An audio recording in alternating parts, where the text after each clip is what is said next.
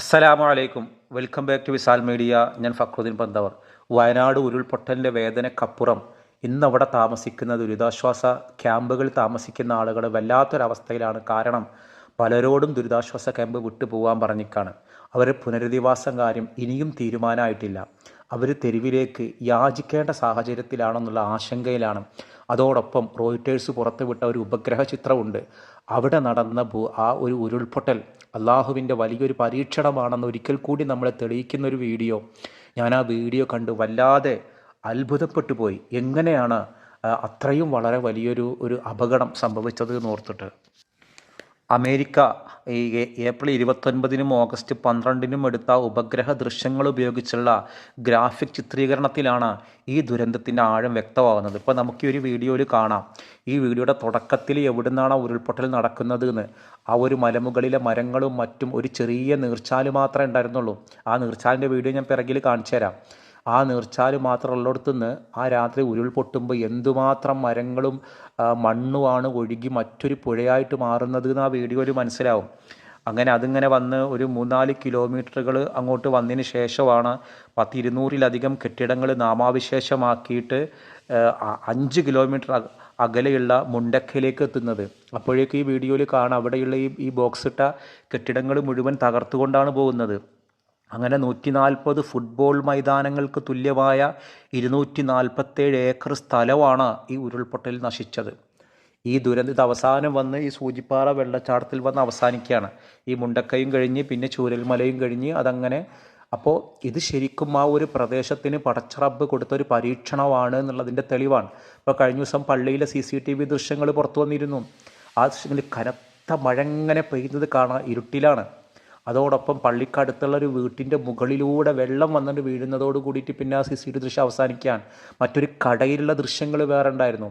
ആ കടയിലുള്ള ദൃശ്യത്തിൽ കടയുടെ ഉള്ളിൽ കൂടെ വെള്ളം ചളിയും കൂടി കയറിയിട്ട് അതിൻ്റെ ഉള്ളിലെ ഫ്രിഡ്ജ് അടക്കം ഒഴുകി പോകുന്നൊരു രംഗം. അപ്പോൾ വളരെ സുന്ദരമായിരുന്ന ഒരു പ്രദേശത്താണ് ഇന്ന് ഈ ദുരന്തം സംഭവിച്ചിട്ട്. ഇതിൽ ഏറ്റവും ഗൗരവപ്പെട്ടൊരു കാര്യം, ഇവിടെ ദുരിതാശ്വാസ ക്യാമ്പിൽ സർക്കാരിൻ്റെ പണം കിട്ടാൻ വേണ്ടി മാത്രം അനർഹരായ ആളുകൾ കഴിയുന്നുണ്ട് എന്നുള്ളതാണ്.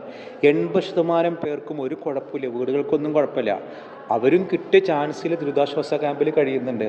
അപ്പോൾ ഇതവിടുത്തെ ദുരിതാശ്വാസ ക്യാമ്പിലുള്ള ആളുകളെല്ലാം ചൂണ്ടിക്കാണിക്കുകയാണ്. ഇപ്പോഴും വാടക വീടെടുത്ത് 2 മാസത്തെ വാടകയ്ക്ക് വേണ്ടിയിട്ടാണ് ഇപ്പോഴും അവിടെ ഇരിക്കുന്നത്. ക്യാമ്പിൽ എല്ലാം നഷ്ടപ്പെട്ട് നമുക്ക് ഈ പാലത്തിന്റെ ഇപ്പുറത്ത് വാസയോഗ്യമല്ല എന്ന് പറഞ്ഞിട്ട് ഇവർ പ്രഖ്യാപിച്ചതാ. ഞങ്ങൾ എവിടെ പോകും? ഞങ്ങൾ സ്കൂളിൽ തന്നെ തുടരും. ഞങ്ങൾക്കൊരു തീരുമാനം അറിയുന്നവരെ ഞങ്ങൾ സ്കൂളിൽ നിന്ന് ഇറങ്ങില്ല. അതാ പറഞ്ഞത്, ക്യാമ്പിൽ നിന്ന് ഇറങ്ങില്ല ഞങ്ങൾ. നമുക്ക് അതിനെ പറ്റിയിട്ട് പറയുകയാണെങ്കിൽ ഈ ചൂരൽമല പ്രദേശത്ത് നിന്ന് ഇപ്പൊ സാറൊന്നും ക്യാമ്പിൽ പോകുക, 20% വീടും അച്ഛനും അമ്മയും നഷ്ടപ്പെട്ട ആൾക്കാർ മാത്രമേ ഉള്ളൂ. ബാക്കി 80% ആൾക്കാരും ഇത് മുതലെടുക്കാൻ വേണ്ടിയിട്ടാണ്. മുതലെടുക്കാൻ കുറ്റം പറയല്ല, വീട് പോകാത്ത ആൾക്കാരാണ്. വീട് പോകാത്ത ആൾക്കാർ അതായത് ഒരു നിമിഷം നമ്മളത് പറയുമ്പോൾ ഇതൊരു ഒരുമിച്ച് നിന്ന് പറയണം. അല്ല, ഒരു കാര്യമുള്ളൊരു കാര്യമാണ്, തെറ്റിദ്ധാരണ ഉണ്ടാവരുത്. അനർഹരായിട്ടുള്ളവർ ക്യാമ്പിലുണ്ടോ? ഉണ്ടോ? അങ്ങനെ ഉണ്ടോ? അതാണ് പറഞ്ഞത്. നമ്മളിവരെ കുറ്റം പറയല്ല. നമ്മൾ പറയുന്നത് വെച്ചിട്ടുണ്ടെങ്കിൽ അവർക്ക് വീടും അച്ഛനും അമ്മയും നഷ്ടപ്പെട്ടവർക്ക് കിട്ടേണ്ടതല്ല പറയുന്നത്. അവർക്ക് അർഹതപ്പെട്ടതായിട്ടുള്ളത് ഇവർക്ക് കിട്ടണം. പക്ഷെ ആയിരക്കണക്കിന് ആൾക്കാർ ഈ ചൂരൽമല പ്രദേശത്ത് താമസിക്കുന്നുണ്ട്. അവരിനി എന്ത് ചെയ്യും എന്നാണ് ഞാൻ ഈ ദുരിതാശ്വാസ ക്യാമ്പിൽ കഴിയുന്ന ആളുകളൊക്കെ വല്ലാത്തൊരു ഭീതിയിലാണ്. അവർക്ക് വീട് കിട്ടിയിട്ടില്ല. ഓരോരുത്തരും വന്നിട്ട് ഇനി എവിടെ താമസിക്കുമെന്നൊന്നും പറയാൻ പറ്റാത്തൊരു സാഹചര്യമാണ്. ഞാൻ കഴിഞ്ഞ ദിവസം ഒരു വീഡിയോ കണ്ടു. ആ മനുഷ്യൻ തൻ്റെ പ്രിയപ്പെട്ട നഷ്ടപ്പെട്ടു പോയ കുഞ്ഞിനെയോർത്ത് വിലപിക്കുന്നൊരു വീഡിയോ. ഞങ്ങളെ മാത്രം വിട്ടതൊരു ഭാഗ്യമായിട്ട് തോന്നിയില്ല. ഇതെന്തോ നരകിപ്പിക്കാൻ വേണ്ടിയിട്ടുള്ള ഒരു രക്ഷപ്പെടുത്തൽ പോലെ ആയിപ്പോയി. അച്ചാന്ന് വിളിക്കണ മക്കളെ അവരെ രക്ഷിക്കാൻ പറ്റാതെ സ്വന്തം രക്ഷപ്പെട്ടതുപോലെ ആയിപ്പോയി എന്നൊരു കുറ്റബോധം. അവരോട് ഞാൻ എപ്പോഴും പറയും, മക്കൾക്ക് എന്തെങ്കിലും പറ്റുകയാണെങ്കിൽ അച്ഛൻ എപ്പോഴും കൂടെ ഉണ്ടാവുന്നു. പക്ഷെ എനിക്ക് അവരുടെ കൂടെ നിൽക്കാൻ പറ്റിയില്ല, അവരെ രക്ഷിക്കാൻ പറ്റിയില്ല. ഉറ്റവർ കൺമുന്നിലൂടെ ഒഴുകിപ്പോകുന്നത് കണ്ട് നിസ്സഹായതയോടെ നോക്കി നിന്ന മുണ്ടക്കയിലെയും ചൂരൽമലയിലെയും നിരവധി മനുഷ്യരിൽ ഒരാളാണ് അനീഷ്. മണ്ണിലേക്ക് അമർന്ന് ഉറ്റവർ ഇല്ലാതായ ആ കെട്ട രാത്രിയുടെ നടുക്കം കണ്ണിൽ നിന്ന് ഇനിയും മാഞ്ഞിട്ടില്ല. എന്റെ ഭാര്യ ഒന്ന് മക്കളെ 3 കിട്ടിയില്ലല്ലേ എന്ന് ചോദിച്ചു. അപ്പൊ ഞാൻ പറഞ്ഞ, ഞാൻ കുറെ പ്രാവശ്യം വീണ് എഴുന്നേറ്റ സമയത്ത് കുറെ പ്രാവശ്യം വിളിച്ചു, അവരാരും വിളി കേട്ടില്ല എന്ന് പറഞ്ഞു. അപ്പൊ ഭാര്യ പറഞ്ഞു, അവൻ അച്ഛാന്ന് കുറെ പ്രാവശ്യം വിളിച്ചു, നിങ്ങൾ കേട്ടില്ല. കണ്ണുണ്ട് പക്ഷെ കാഴ്ചയില്ല, ചെവിയുണ്ട് കേൾവിയില്ല. അപ്പോ അച്ഛൻ എന്ന് പറഞ്ഞ ഹീറോ അല്ലേ അവരുടെ മുമ്പില്. അച്ഛൻ വിളിച്ചു കഴിഞ്ഞാൽ വന്ന് രക്ഷിക്കുന്നു അവർ വിചാരിച്ചു. പക്ഷെ എനിക്ക് രക്ഷിക്കാൻ പറ്റിയില്ല. ഇപ്പോഴൊരു വിശ്വാസം എന്താ വെച്ച് കഴിഞ്ഞാല് മുഖമൊന്നും തെളിയാതെ ആർക്കും അറിയാതെ എവിടെയെങ്കിലും ഒരു ഹോസ്പിറ്റലിലോ എവിടെയെങ്കിലും ഉണ്ടായാൽ മതി എന്നുള്ളൊരു പ്രാർത്ഥന. അല്ലെങ്കിൽ ജീവിതത്തിൽ ഒരു അർത്ഥമില്ല. അള്ളാഹു അവർക്കൊക്കെ നല്ല പുനരധിവാസം കൊടുക്കട്ടെ. ഓരോരുത്തരും പലതും കൊണ്ടും സഹായിക്കുന്നുണ്ട്, പക്ഷെ അതൊന്നും ഒരു പ്രാവർത്തികമാകുന്ന രീതിയിലായിട്ടില്ല എന്നുള്ളതാണ്. അപ്പോൾ അവിടെ ഈ ചൂരൽമലയിലും മുണ്ടക്കയിലൊക്കെ പ്രദേശത്തുകാർ ഇപ്പോൾ ഒരു താൽക്കാലിക പുനരധിവാസത്തിലാണ് അവർക്ക് ആദ്യം വേണ്ടത്. നിലവിലെ ദുരിതാശ്വാസ ക്യാമ്പിൽ കഴിയുന്നവരാണെങ്കിലോ ഒരു വീട് ലഭിക്കാത്ത ഭയങ്കര പ്രയാസത്തിലാണ്. സർക്കാരിന് കീഴിലുള്ള കെട്ടിടങ്ങളൊന്നും വാസയോഗ്യമല്ല എന്നുള്ളതാണ് ഇവർ പറയുന്നത്. ഈ സന്നദ്ധ സംഘടനകൾ സജ്ജീകരിച്ച് നൽകിയ വീടുകൾക്ക് മാത്രമാണ് കുടുംബങ്ങൾക്ക് ലഭിച്ചിട്ടുള്ള സത്യത്തിൽ. സർക്കാരിൻ്റെ പ്രഖ്യാപനങ്ങളൊക്കെ വെറുതെയാണ്. അതൊന്നും ഇപ്പോഴും വ്യക്തത വന്നിട്ടില്ല. എല്ലാം ഉദ്യോഗസ്ഥരെ ഏറ്റെടുത്തതോടെ ജനപ്രതിനിധികൾക്കും വിഷയത്തിൽ ഇടപെടാൻ സാധിക്കാത്തൊരവസ്ഥ. ഈ ഒരു ഉരുൾപൊട്ടൽ വീട് നഷ്ടപ്പെട്ട ആളുകൾക്കാണെങ്കിൽ വേറെ വീട് കിട്ടുമെന്ന് പറയാം. ഈ ലയങ്ങളിൽ താമസിക്കുന്ന ആളുകൾക്ക് അതുപോലും കിട്ടുമെന്ന് പറയാൻ പറ്റണില്ല. അവർ തന്നെ അവരെ സങ്കടം പറയുന്നുണ്ട്. ഞങ്ങളിപ്പോ ഇവിടുന്ന് ഇറക്കി വിട്ടാൽ ഞങ്ങൾ എവിടെ പോകണമെന്ന് ഒരു പിടുത്തവും ഇല്ല. ഞങ്ങൾക്ക് റൂം കാണിച്ചു തരുന്നുണ്ട്, പക്ഷെ റൂം ഒന്നിനും പറ്റൂല. ഒരു പശു പോലും അവിടെ താമസിക്കില്ല. അങ്ങനത്തെ ഒരു അവസ്ഥയിലാണ് റൂമുകൾ കാണിക്കുന്നത്. അതിൽ ഞങ്ങൾ പോകൂല എന്ന് തന്നെ ഞങ്ങൾ പറഞ്ഞു. പക്ഷെ ഇവിടുന്ന് ഇറക്കി വിട്ടാൽ ഞങ്ങൾ എവിടെ പോകും? പോയ ചൂരമല ടൗണിൽ പോയിട്ട് ഒരൊറ്റ ഇരിക്കുക എന്നാണ് ഞങ്ങൾ എല്ലാവരും തീരുമാനിച്ചത്. അല്ലാണ്ട് വേറെ ഒരു വഴി ഞങ്ങൾക്കില്ല. പക്ഷെ സർക്കാർ ഞങ്ങൾക്ക് എല്ലാം തരാന്ന് പറഞ്ഞിട്ട് HML കമ്മി അവിടെ മാറ്റി നിർത്തുന്നുണ്ട്. എന്തുകൊണ്ടാണ് എല്ലാവരും ഏറ്റെടുക്കാന്ന് പറഞ്ഞതിന് അവർക്കൊരു കോട്ടേഷോ ഒരു സാധനവും ഇല്ല. ഞങ്ങൾ ഇത്ര വർഷമായി എസ്റ്റേറ്റ് കമ്പനിയിൽ താമസിക്കാൻ തുടങ്ങിയിട്ട് ഞങ്ങൾക്ക് ഒരു സ്വന്തം വീടില്ല, ഒരു സ്ഥലമില്ല. ഞങ്ങൾ അത്രയ്ക്ക് അവസ്ഥയിലാണ് ഞങ്ങൾ കിടക്കുന്നത്. കിട്ടുന്നതും ഇല്ലാണ്ടാക്കിയിട്ട് HML കമ്പനി ഇങ്ങനെ നടക്കുന്നുണ്ട്. അതുകൊണ്ട് ഞങ്ങൾ തോട്ടം തൊഴിലാളികൾ തീരുമാനിച്ചിരിക്കുന്നത് അവർക്ക് ഇപ്പം എന്താണ് പറഞ്ഞാൽ ഞങ്ങൾ സ്വന്തം എന്തെങ്കിലും ആവശ്യത്തിന് വീട് വെച്ച് പോയി കഴിഞ്ഞാൽ ഗവൺമെന്റിൽ നിന്ന് തന്നാൽ അവർക്ക് ആളില്ലാണ്ടാവും. അതിനുള്ള പരിപാടിയാണ് അവർ നടത്തുന്നത്. അപ്പൊ ഞങ്ങൾ ഇന്നലെ എൻ്റെ അടുത്ത് വിളിച്ചു ചോദിച്ചു, റൂം നിങ്ങൾക്ക് നെടുമ്പാലിയാണ് പറഞ്ഞു.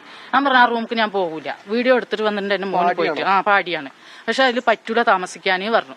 അപ്പൊ വേറെ എവിടെയെങ്കിലും നോക്കാന്ന് അവർ പറഞ്ഞു. ഇവിടെ നടക്കുന്നത് എന്താന്ന് വെച്ചാല് പത്രങ്ങളിലൊക്കെ ഇതിങ്ങനെ വലിയ പുനരധിവാസത്തിന്റെ കാര്യങ്ങൾ പറയുന്നുണ്ട്. അതിലപ്പുറം ഒന്നും നടക്കണില്ല. ഒരു 3 കിടപ്പുമുറിയും വലിയൊരു ഭക്ഷണ ഹാള്, അടുക്കള, സ്റ്റോർ റൂം, വർക്ക് ഏരിയ എന്നിവ ഉൾപ്പെട്ട ഒരു ക്വാർട്ടേഴ്സിന് 3 കുടുംബങ്ങളിൽ നിന്നുള്ള ഒരു 15ഓളം പേർക്ക് ഒരുമിച്ച് താമസിക്കാനുള്ള സൗകര്യം ഉണ്ടാകുന്നൊക്കെയാണ് മന്ത്രി പറയണേ. പക്ഷേ അതൊന്നും ദുരന്തം ബാധിച്ച കുടുംബങ്ങൾക്ക് ലഭിച്ചിട്ടില്ല. സർക്കാർ നടപടിയിൽ ഇവിടുത്തെ കുടുംബങ്ങൾ ഭയങ്കരമായിട്ട് പ്രതിഷേധത്തിലാണ്. ഇനി ഒന്ന് ആലോചിച്ച് നോക്ക്, നമ്മുടെയൊക്കെ വീടുകൾക്ക് മുൻപിലേക്ക് യാചിച്ച് വരേണ്ട ഒരു സാഹചര്യത്തിലേക്കാണോ? അതിനാണോ നമ്മൾ ഈ കോടികൾ കൊടുത്തത്? 130 കോടി രൂപ സർക്കാരിന്റെ ഫണ്ടിലേക്ക് എത്തിയില്ലേ? വിവിധ രാഷ്ട്രീയ പാർട്ടികളും കോടികൾ പിരിച്ചു. ആ കോടികൾ കൊണ്ട് ഇവർക്കൊരു ഉപകാരമോ ഗുണമോ ഇല്ലാത്തൊരു സാഹചര്യത്തിൽ നമ്മൾ ഇവരുടെ കഥകളൊന്ന് കേട്ടു നോക്ക്. ആ കഥകൾ കേട്ടിട്ട് നമ്മളൊന്ന് ഒരു നിമിഷം ഒന്ന് കണ്ണടച്ച് ആലോചിച്ച് നോക്ക്, നമുക്കാണ് ആ സാഹചര്യം ഉണ്ടായിക്കണമെങ്കിൽ എന്നുള്ളത്. ആ ഉറങ്ങിക്കൊണ്ടിരിക്കുന്ന സമയത്താണ് ഇത് മുഴുവനും അങ്ങോട്ട് ഒലിച്ചങ്ങോട്ട് പോവാണ്. ചില വീട്ടുകാർ, രക്ഷപ്പെട്ട ആളുകൾ, മലമുകളിലേക്ക് പോയ ആളുകൾ തങ്ങളുടെ പ്രിയപ്പെട്ട കുടുംബങ്ങൾക്ക് വിളിക്കുമ്പോൾ അവർ ഉറക്കത്തിലായതുകൊണ്ട് അറിഞ്ഞിട്ട് പോലും ഇല്ല. ആ ഉറക്കത്തിൽ അവർ മരിച്ചുപോയി. ഇപ്പൊ നമ്മൾ ഈ ഒരു വീഡിയോകൾ കാണുന്ന നോക്കി, ഈ ഒരു ചെറിയൊരു അരുവി, എത്ര മനോഹരമാണ് ഈ അരുവി. ഇങ്ങനെ ഭൂമിയിലെ ഏറ്റവും സുന്ദരമായൊരു പ്രദേശമായിരുന്നു ഈ മുണ്ടക്കൈ ചൂരൽമല പ്രദേശങ്ങൾ. ഈ ഒരു അരുവിൽ കൂടെ ഇങ്ങനെ ആൾക്കാരിങ്ങനെ നടക്കുന്നത് കാണുമ്പോൾ നമുക്കും വല്ലാത്ത കൊതി തോന്നും. ഇതാണ് നിമിഷ നേരങ്ങൾ കൊണ്ട് സംഹാര താണ്ഡവമാടിയിട്ട് വലിയ ഉരുൾപൊട്ടലുണ്ടായി അതിൻ്റെ അടിയിലുള്ള കല്ലുകളും മറ്റും ഒലിച്ചങ്ങോട്ട് പോയി, മരങ്ങളും ഒലിച്ചു പോയിട്ട് ഒരു പ്രദേശത്തെ മുഴുവനും നശിപ്പിച്ചത്. 1200 കോടി രൂപയുടെ നഷ്ടമാണ്. ഇപ്പോഴും 119 ആളുകളുടെ മയ്യത്ത് പോലും കിട്ടിയിട്ടില്ല. ഒന്ന് നമ്മളൊന്ന് ആലോചിച്ച് നോക്കുക. റബ്ബ്, എത്ര പേരുടെ വാപ്പാരെ കിട്ടാനുണ്ട്, ചെറിയ ചെറിയ മക്കളെ കിട്ടാനുണ്ട്. അവർക്ക് വേണ്ടിയിട്ടൊന്ന് ദുആ ചെയ്യാനോ, ദുആ ചെയ്യാൻ പ്രയാസമല്ല, എന്നാലും നമുക്കൊരു ഇമോഷണലി ആണല്ലോ. ഇതാണ് എൻ്റെ പ്രിയപ്പെട്ട ഒരാള്.